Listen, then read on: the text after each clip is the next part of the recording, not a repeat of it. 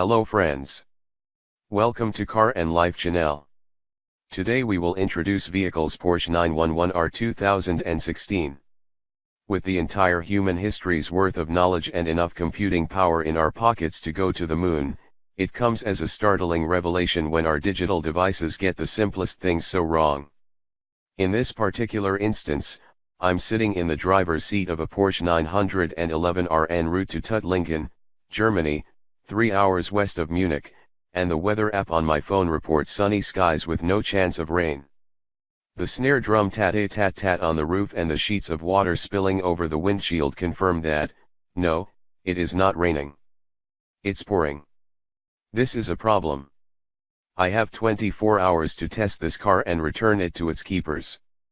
What was supposed to be a plum assignment: cross the Atlantic while you sleep, blitz the Autobahn in a 500 HP sports car, flog the thing to its limits on an empty airstrip, and hustle back to the airport to drive the new Porsche Panamera is off to a rotten start.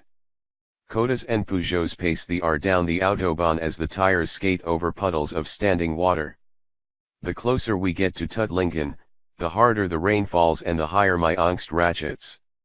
Desperate for any illusion of control in an entirely uncontrollable situation, I scour Google Maps for alternative test venues, check and recheck the tire pressures, weigh the car in 2 separate locations, and binge on Haribo gummy bears and paprika potato chips. At 5 p.m., with our test venue shutting down for the night, I book a hotel room and pray that tomorrow's clear skies and sunshine forecast proves accurate. Paragon of product planning. In a sense, this whole exercise is superfluous.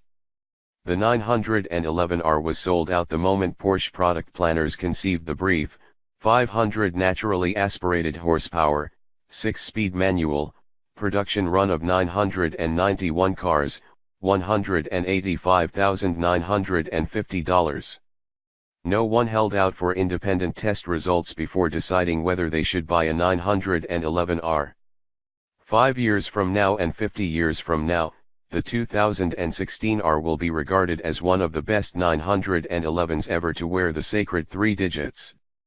Already there are Craigslist ads asking $1 shy of $700,000 for a 911R.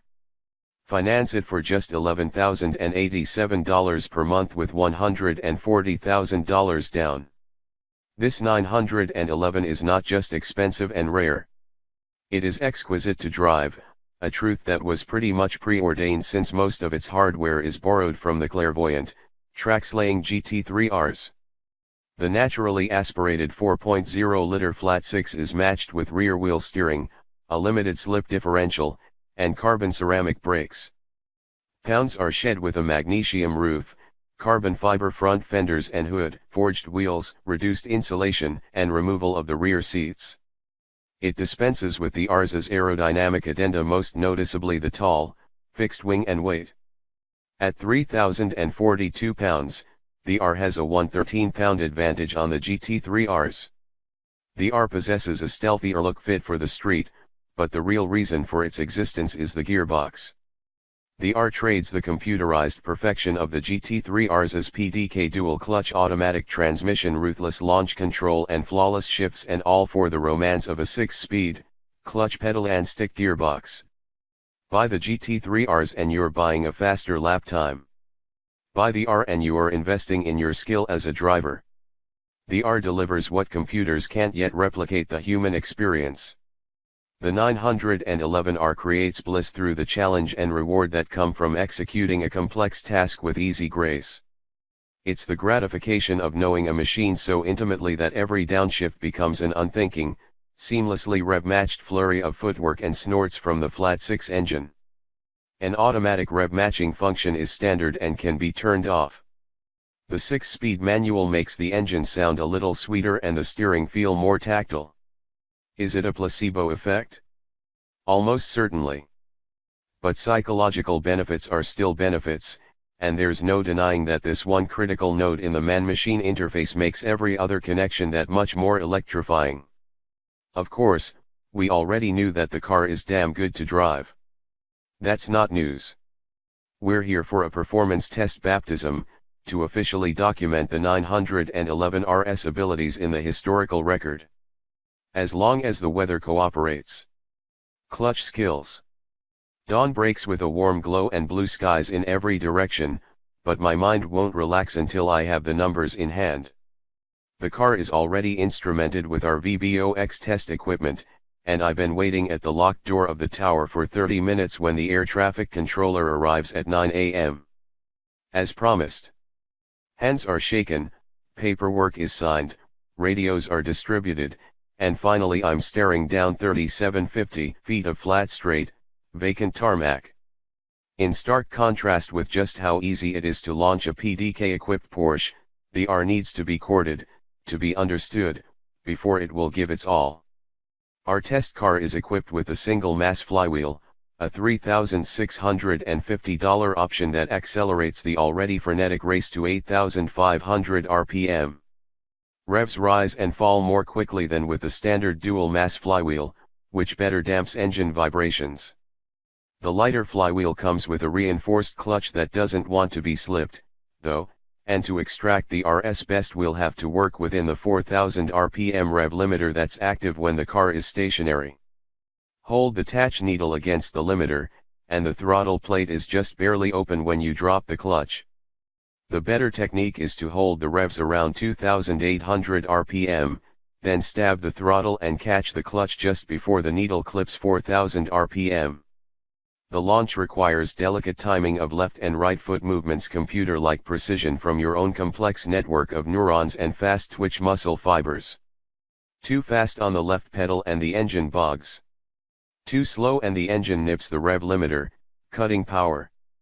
It's a challenge and a big reward to earn the final 0.2 second, even when you've tested and launched hundreds of cars. When the getaway is perfected, the R simply disappears.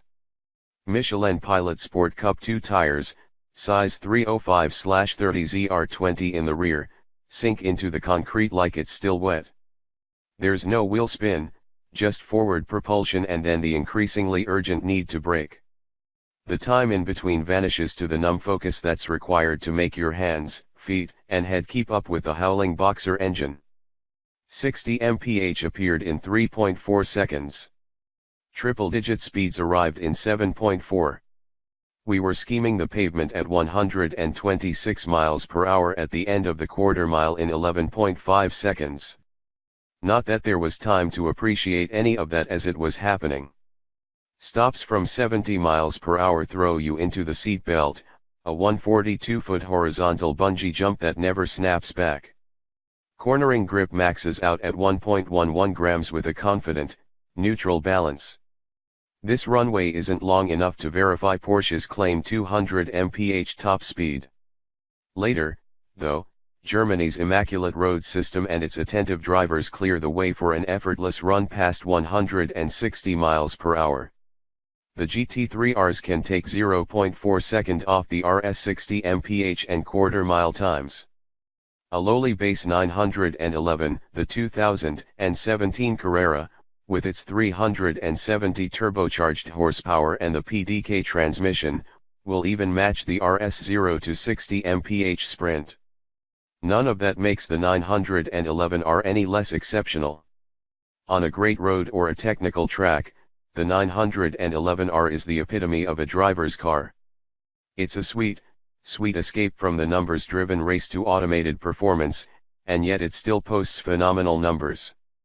It's 11 a.m. on the nose by the time I packed up the test equipment, and I need to be back in Munich by 2 p.m. to catch the Panamera Drive program. Google Maps tells me the trip will take 3 hours and 15 minutes, but for the first time in a day, I'm not stressed. This 500 HP analog Porsche has reminded me that computers aren't always right. Our video to this is the end. Thank you for watching. If you find our video interesting and useful, please like and subscribe our channel. Thank you.